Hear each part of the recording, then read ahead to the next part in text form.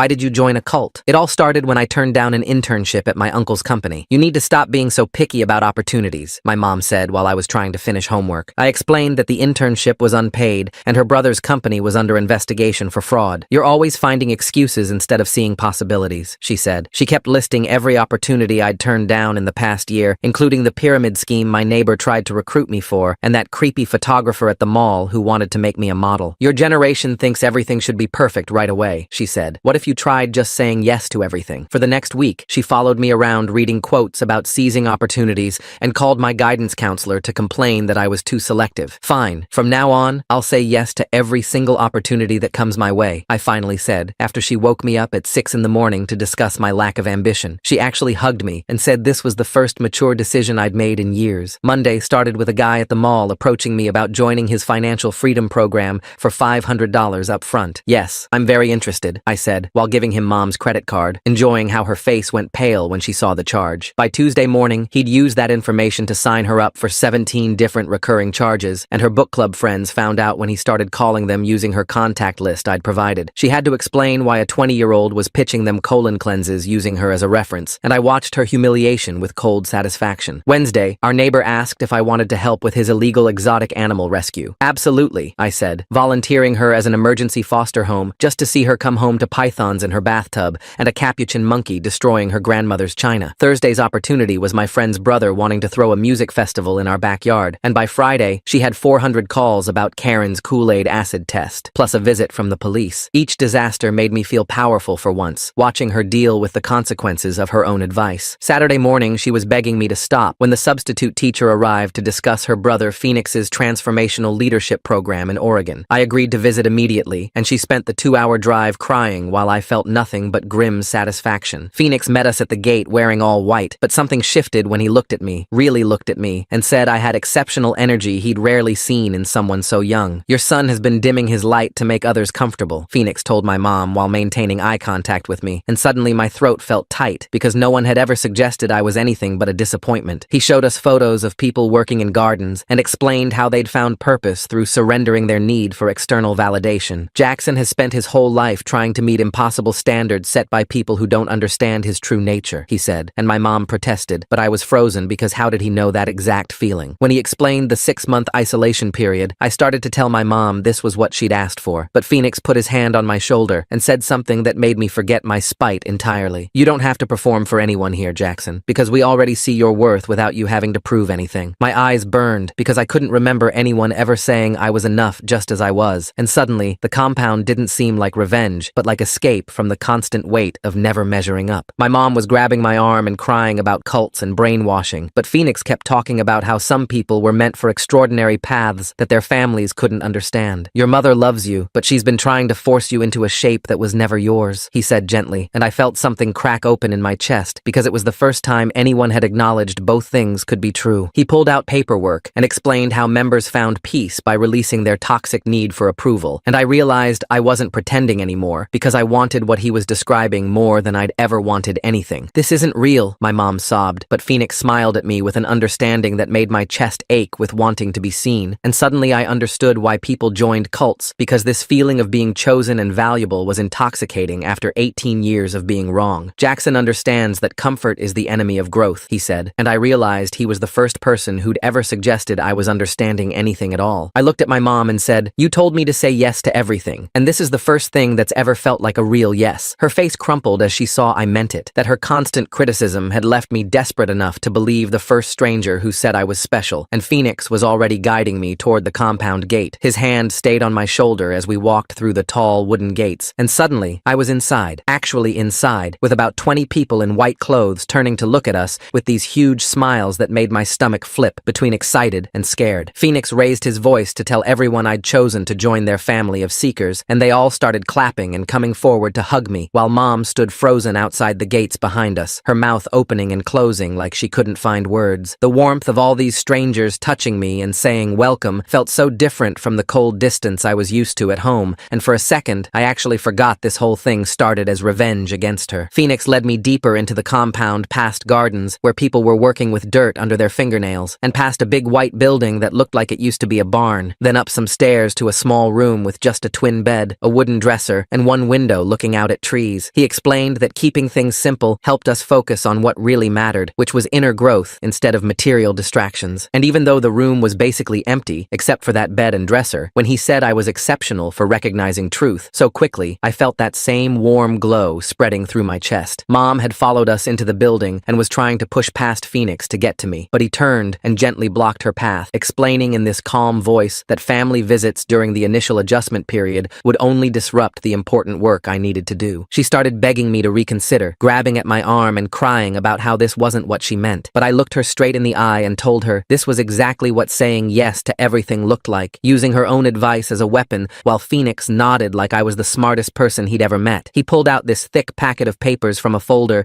and started explaining how the 6-month isolation period was essential for breaking the toxic patterns that had been programmed into us by society and family, and even though the rules looked pretty strict when I glanced at them, stuff about no outside contact and surrendering personal property and mandatory participation in all activities, the way he framed each one as protection from the corrupt outside world made them sound reasonable. I signed my name at the bottom without really reading the whole thing, because questioning him now would feel like betraying these people who were literally applauding my existence. Mom was still in the hallway crying and saying she wouldn't leave without me, so Phoenix suggested in this understanding voice that maybe I should stay overnight to avoid another confrontation that would just upset everyone, explaining that sometimes the most loving thing we could do was create space for people to process their emotions. Going home felt impossible anyway after everything I'd said and done, so I nodded and watched Mom's face crumple even more when she realized I was actually choosing to stay. Phoenix held out his hand and asked for my phone, explaining that constant connectivity to the outside world prevented us from doing the deep inner work necessary for transformation. And even though my stomach clenched at the thought of being without it, I handed it over feeling both anxious and weirdly relieved to disconnect from the 400 messages about the festival disaster. He put the phone in a drawer and locked it with a small key that he slipped into his pocket, then showed me where the shared bathroom was down the hall, and gave me some white clothes to change into that looked exactly like what everyone else was wearing. That night I barely slept on the thin mattress, listening to footsteps in the hallway, and muffled voices from other rooms, wondering what I'd gotten myself into, but also feeling this strange excitement about finally doing something that wasn't planned or approved or criticized by my mom. The next morning, someone knocked on my door at 5:30 and led me to a big room where about 15 people were sitting in a circle on cushions. And when Phoenix introduced me as their newest family member who'd had the courage to leave toxic dynamics behind, everyone started sharing these supportive comments about how brave I was and how they could already see my potential for growth. They went around the circle taking turns affirming my decision, saying things about how most people never had the strength to break free from family programming. And when they all applauded again, I felt my eyes getting wet because I couldn't remember the last time anyone had celebrated me just for existing. Seems like Jackson's little revenge plan is taking on a life of its own here, starting with credit card fraud and ending with him signing mystery papers while crying. After the circle, Phoenix presented me with what he called a values covenant. This document full of vague language about contributing to community sustainability and releasing attachments to the material world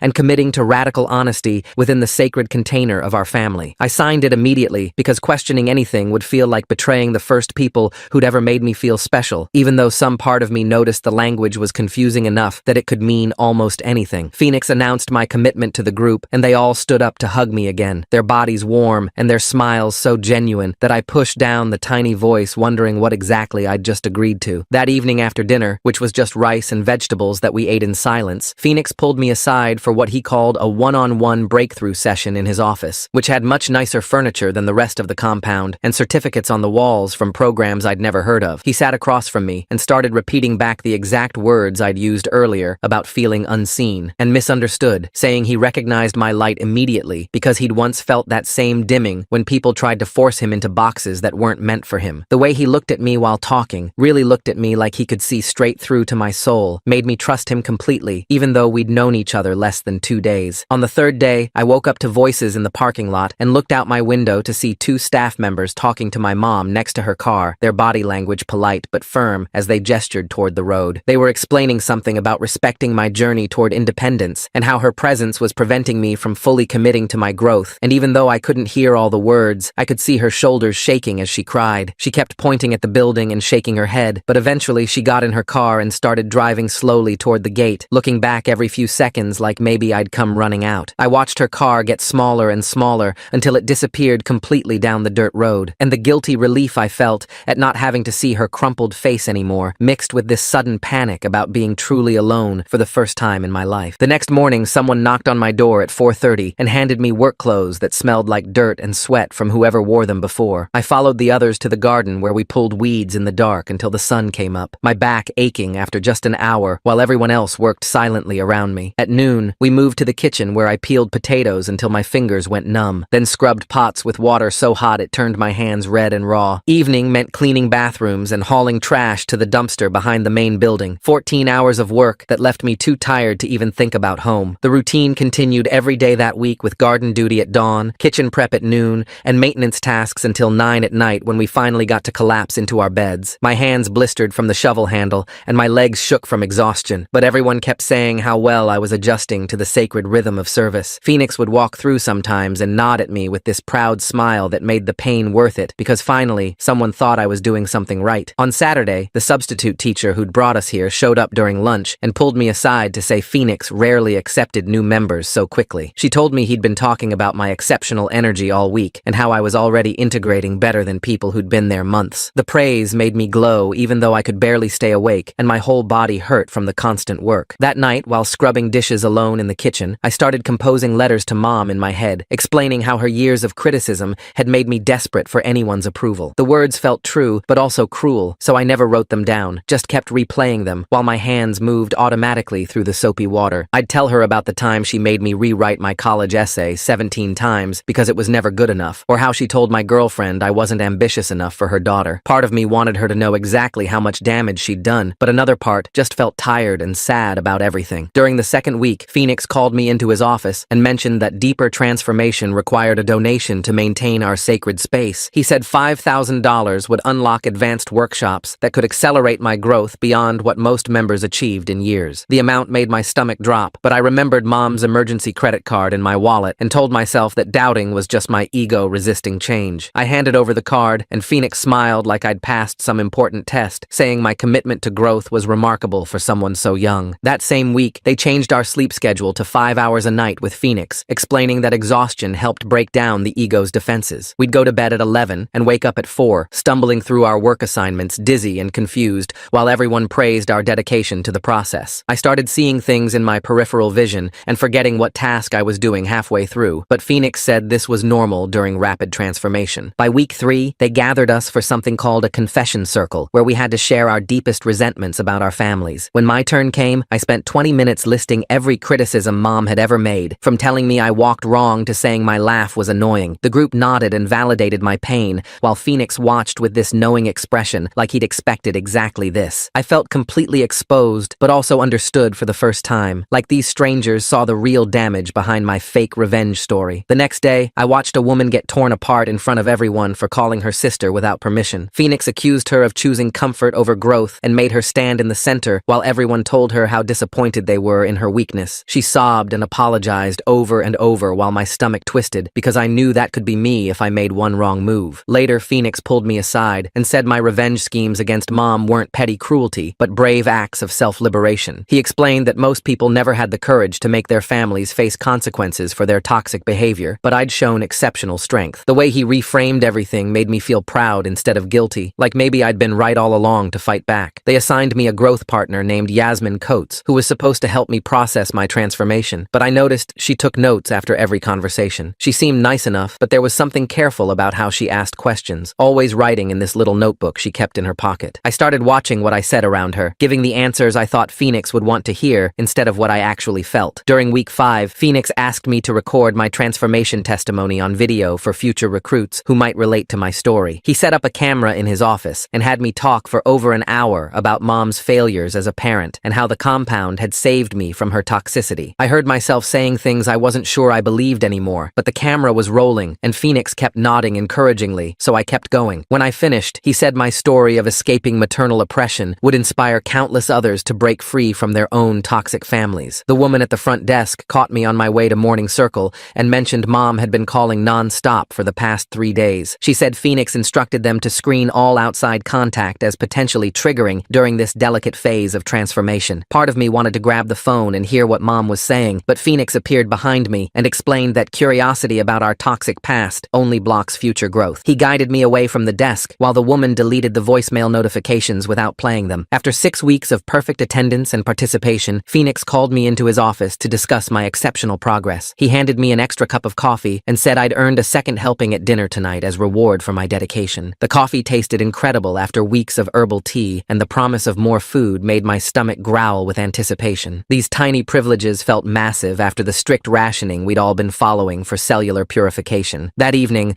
I ate my extra portion slowly, while other members watched with obvious envy, and I understood how these small rewards kept us all competing for Phoenix's approval. The monthly community sustenance invoice arrived in my assigned mailbox, showing charges for 12 different workshops I couldn't remember attending. When I brought the paper to Phoenix's office, he smiled and explained that unconscious participation actually goes deeper than conscious attendance. He said my higher self had been absorbing the teachings while my ego mind rested, which is why the fees were even more valuable than regular workshops. I nodded like this made perfect sense and signed the authorization for another $3,000 from Mom's emergency fund. The next morning, I saw a woman I'd worked with in the garden quietly packing her things while Bennett Cloud stood in her doorway watching. She kept her eyes down and moved quickly, shoving clothes into a worn backpack without folding them. Why does Phoenix wait exactly 6 weeks before offering that extra food reward? The timing feels calculated somehow, like he knows precisely when people start breaking down from exhaustion and hunger. Nobody mentioned her at breakfast, and when I asked Yasmin what happened, she just shook her head and changed the subject. Later, Phoenix gathered us for an impromptu meeting about commitment and mentioned that some people choose the comfort of their old patterns over real transformation. He never said her name, but we all understood that leaving meant failing, meant being too weak for the journey we'd started. Phoenix found me after dinner and asked me to walk with him through the meditation garden to discuss something important. He said he'd been observing my exceptional energy and natural leadership abilities that most members take years to develop. My exhaustion from the day's work vanished as he explained that he wanted to invite me to an exclusive inner circle workshop. Only the most promising students ever received this invitation, and he'd never offered it to someone so new to the community. The workshop would unlock advanced teachings that regular members never accessed, putting me on track to become a future leader myself. The inner circle workshop required a $10,000 sacred tithe to maintain the purity of the teachings. Phoenix handed me a stack of NDAs, explaining that these advanced methods were proprietary and sharing them would damage the spiritual development of unprepared minds. I signed every page without reading the dense legal text and maxed out Mom's final credit card for the privilege. Phoenix hugged me and said my complete trust showed readiness for the deepest levels of transformation. Week 9 brought a new schedule that started with intense exercise at 4 in the morning, followed by garden work on only vegetable broth. Phoenix called it Cellular Reset Protocol, explaining that physical depletion allows spiritual energy to flow more freely. I stumbled through the days lightheaded and seeing spots, but interpreted the dizziness as my consciousness expanding beyond physical limitations. Other members praised my dedication when I nearly fainted during kitchen duty, saying they could see my aura brightening with each day of the protocol. Yasmin and I were pulling weeds in the far corner of the garden where no cameras reached when she asked quietly if I ever missed home. Her voice was barely above a whisper, and she kept working without looking at me, waiting for an answer. I gave the approved response about choosing growth over comfort and leaving toxic patterns behind for good. She smiled sadly and said she understood, but something in her eyes suggested she was really asking something else entirely. A certified letter arrived the next week from a law firm representing my mother with warnings about cult indoctrination tactics. The envelope also contained documentation about coercive control and demands for immediate welfare checks to confirm my safety. Phoenix read the entire letter aloud during morning circle, using a mocking voice for the legal language while everyone laughed. He held up the pages about mind control techniques and said this showed how threatened the outside world was by our evolution. When he got to the part about Mom hiring deprogramming specialists, people actually applauded his dramatic reading. Phoenix crumpled the letter and tossed it in the ceremonial fire pit, explaining that the universe always tests our commitment through family resistance. He said truly exceptional people throughout history faced opposition from those threatened by their growth and transformation. The fact that Mom had involved lawyers and specialists just proved how powerful my journey had become. He put his hand on my shoulder and told everyone that my strength in facing this resistance would inspire future generations of seekers. Week 11 brought Phoenix to my room with a thick stack of papers about investing in the compound's new organic farm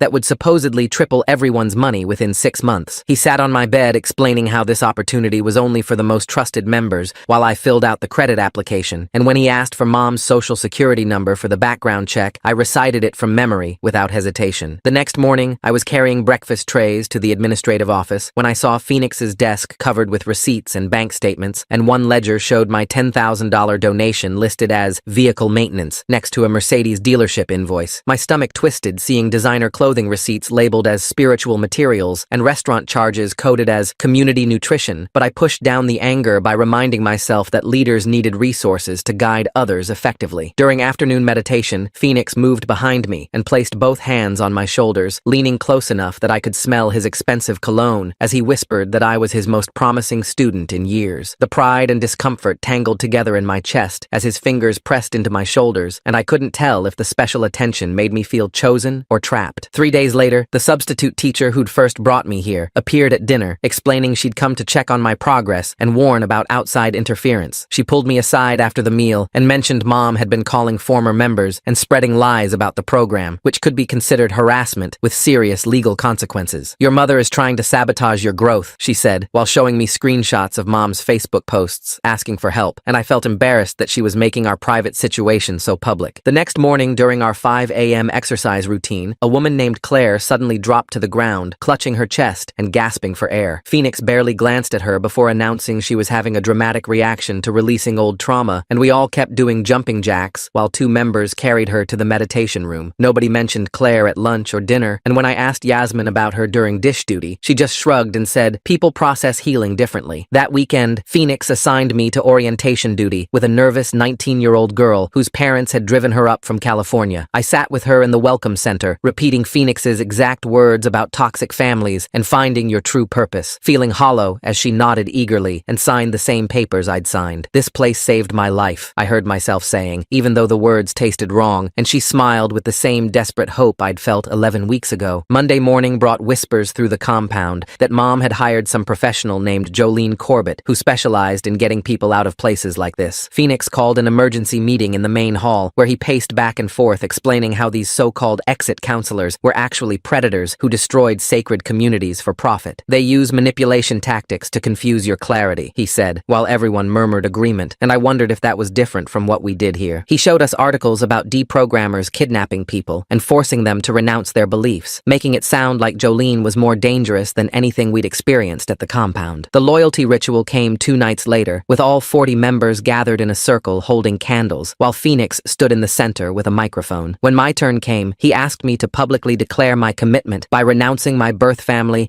and accepting the compound as my only true home. My voice shook as I repeated the words about rejecting the toxic bonds of blood for the pure connections of chosen family, knowing Mom would be destroyed if she ever heard this. Everyone applauded when I finished, but my throat felt raw from saying things that felt like betrayal, even if they were supposed to be liberation. The next morning, Phoenix presented me with another financial document for a leadership training investment of $15,000. I hesitated before signing, something about the amount making me pause, and Phoenix's face darkened as he assigned me to septic tank duty for the next week as a lesson in humility. The punishment work involved pumping waste in 90-degree heat while wearing a plastic suit that made me dizzy, and I spent hours in the stench wondering why spiritual growth required literal shit work. My anger grew with each day of punishment, especially when I saw newer members doing garden work while I hauled sewage, and I started questioning if this was really about growth or just control. Friday afternoon, Yasmin found me behind the tool shed where we couldn't be seen and pulled out a manila folder she'd hidden under her shirt. "I need to show you something," she whispered, while opening it to reveal dozens of printed testimonies, including mine. But the words had been cut and rearranged to sound worse than what we'd actually said. My testimony about Mom's criticism had been edited to include accusations of abuse I'd never made, with spliced sentences creating completely false stories about neglect and violence. Yasmin's own testimony had been altered to claim her parents had stolen money from her, when really she'd given it to Phoenix, and she showed me how everyone's confessions had been weaponized into blackmail material. "I want to leave, but they'll send these to everyone I know," she said with tears in her eyes, and I realized we were all trapped by our own twisted words. The folder had dozens of pages, and I kept flipping through them, finding more lies, until I reached my own testimony, where Mom's normal nagging had been cut and pasted into stories about physical abuse that never happened. The words were mine, but rearranged, so "she pushed me to succeed" became "she pushed me down the stairs," and constant criticism turned into constant beatings, with every sentence twisted into something worse. The way Phoenix handles that legal letter from Jackson's mom tells me everything about how this place really works, turning serious warnings into entertainment while everyone claps. That folder Yasmin showed with all those cut-up testimonies makes me wonder how long Phoenix has been collecting blackmail material on everyone here. My hands shook as I read accusations about Mom locking me in closets and denying me food, when really she'd just grounded me or made me eat vegetables like any normal parent. Yasmin pointed to timestamps timestamps showing the edits happened after we recorded them, and explained how Phoenix used software to splice our words into whatever story he needed for control. The rage hit me so hard I couldn't breathe, because this wasn't just about keeping us here, but destroying our families if we ever tried to leave. I stormed across the compound to Phoenix's office, where he sat editing another video, and slammed the papers on his desk, demanding to know why he was making us into liars. He didn't even look surprised, just smiled and said, "The editing revealed what we really meant underneath our defensive language about our toxic families. Your conscious mind protects your abusers, but these edits show your unconscious truth," he explained while pulling up my original testimony and showing how he'd isolated specific words. He claimed every edit came from my own voice, just rearranged to bypass my programmed loyalty to someone who'd hurt me for 18 years. The explanation made me dizzy, because part of me wondered if maybe he was right about Mom being worse than I admitted, but then I remembered she'd never hit me once. Phoenix kept talking about how victims often minimize abuse and need help seeing the full truth of their trauma, while I stared at the screen, watching him demonstrate the editing software. He showed me how easy it was to move words around and create any story from raw footage, and seemed proud of his technical skills. Later that afternoon, I found Yasmin in the garden, where the big oak tree blocked the security cameras, and whispered that I needed Jolene Corbett's number immediately. She looked around nervously, then pulled a tiny piece of paper from her pocket with 10 digits written in pencil and pressed it into my palm. "Be careful, because Phoenix has people watching the phones," she warned, before walking away quickly toward the tool shed. I memorized the number, then ate the paper because I'd seen another member get caught with contraband and didn't want to risk punishment. 3 days passed before anything happened. Then I heard sirens approaching the compound and saw 2 police cars pull up to the main gate. Bennett Cloud rushed out to meet them, while Phoenix gathered everyone in the meeting hall and told us to stay calm and let leadership handle the situation. Through the window, I watched Bennett talking to the officers and showing them paperwork, while gesturing toward the buildings like he was giving a tour. Phoenix explained that sometimes concerned families sent police for welfare checks, but we were all adults making our own choices about spiritual growth. The officers stayed for 20 minutes walking around the property with Bennett, who kept them away from the dormitories where we were hiding. I wanted to run outside and tell them everything, but Phoenix had positioned senior members by every door, and my legs felt frozen with fear. The police finally left after Bennett showed them some kind of legal documents, and Phoenix praised us for maintaining our spiritual composure during the test. A week later, Phoenix announced that Jolene Corbett had requested a meeting with me at a coffee shop in town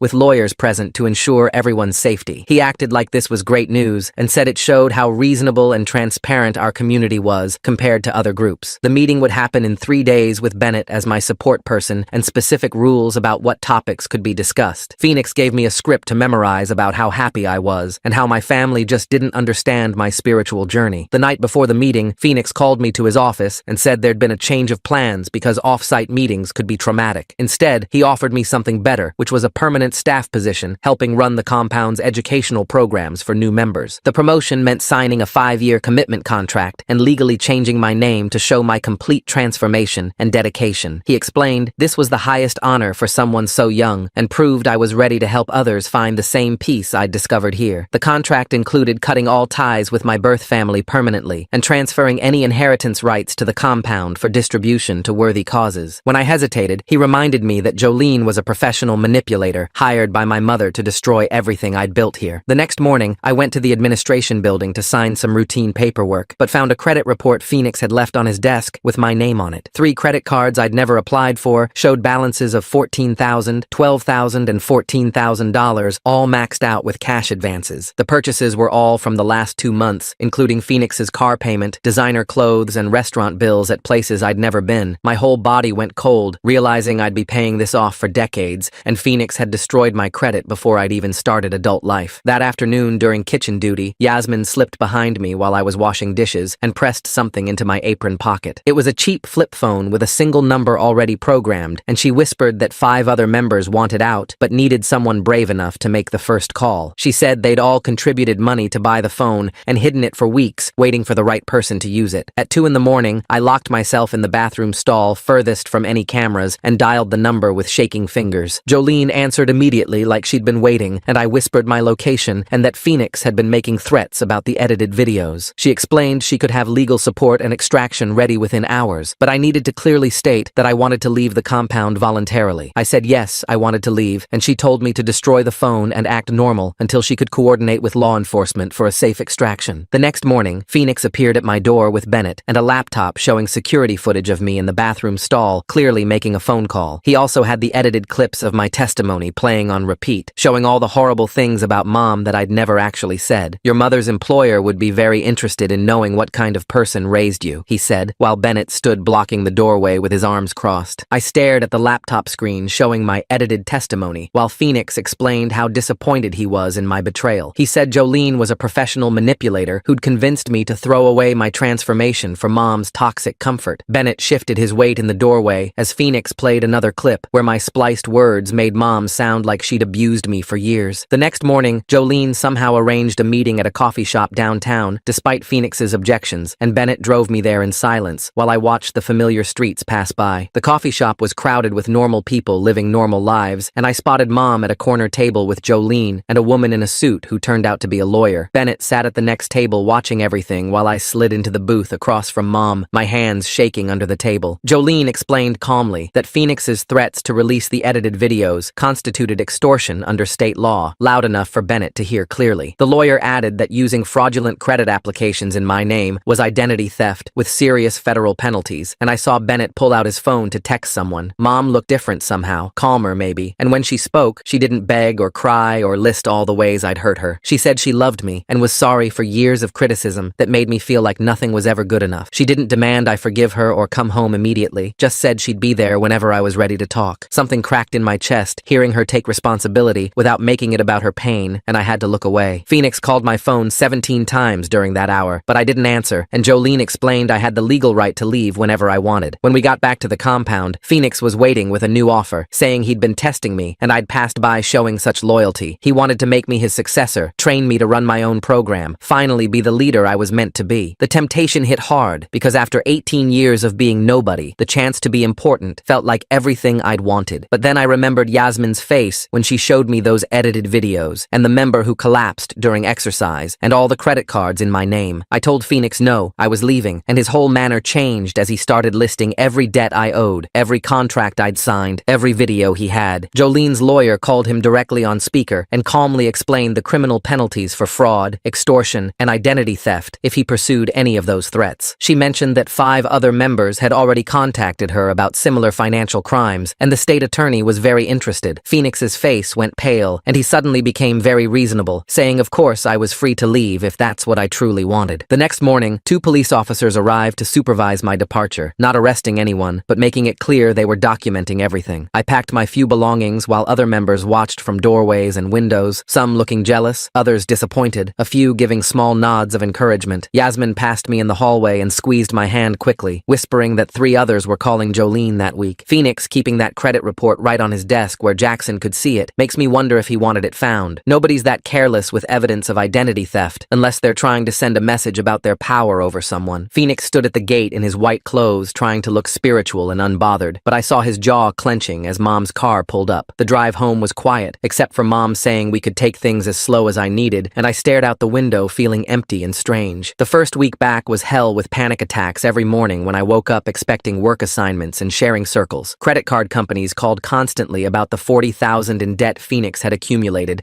and Mom helped me file fraud reports without mentioning how much it would cost to fight. She found a therapist named Gabriel Cornell who specialized in cult recovery, and I sat in his office that first session, unable to speak for 20 minutes. He didn't push, just sat there until I finally started talking about feeling worthless and special at the same time, how Phoenix made me feel seen while stealing my future. The panic attacks got worse before they got better, hitting me in grocery stores when too many choices made me dizzy, or when Mom asked simple questions that felt like tests. Gabriel taught me breathing exercises and helped me understand that the fog in my brain was normal after months of sleep deprivation and manipulation. Mom and I started having sessions together where Gabriel helped us practice new ways of talking, her expressing concern without criticism, me being honest without cruelty. We made lists of trigger words and phrases, finding ways to communicate that didn't send us back to our old patterns. Slowly, painfully, we started building something different from what we'd had before. Not perfect, but more honest. 3 months in, I got a job at a hardware store, nothing special but mine, earned without Phoenix's approval or Mom's criticism. 6 months after leaving, I was making payments on a negotiated settlement for the credit cards, seeing Gabriel every week, and learning to trust my own thoughts again. Mom and I had dinner once a week with clear boundaries about what we could discuss, both of us trying to be different from before. Phoenix's compound got investigated after more members left and contacted authorities, but he just relocated to Arizona and started over with a new name for his program, because guys like him always find find new people desperate to feel special. All right, that's a wrap for today. Thanks for letting me wonder about things with you. It's been quite a ride. Until we meet again, stay curious. And if you made it to the end, drop a comment. I love reading all your comments.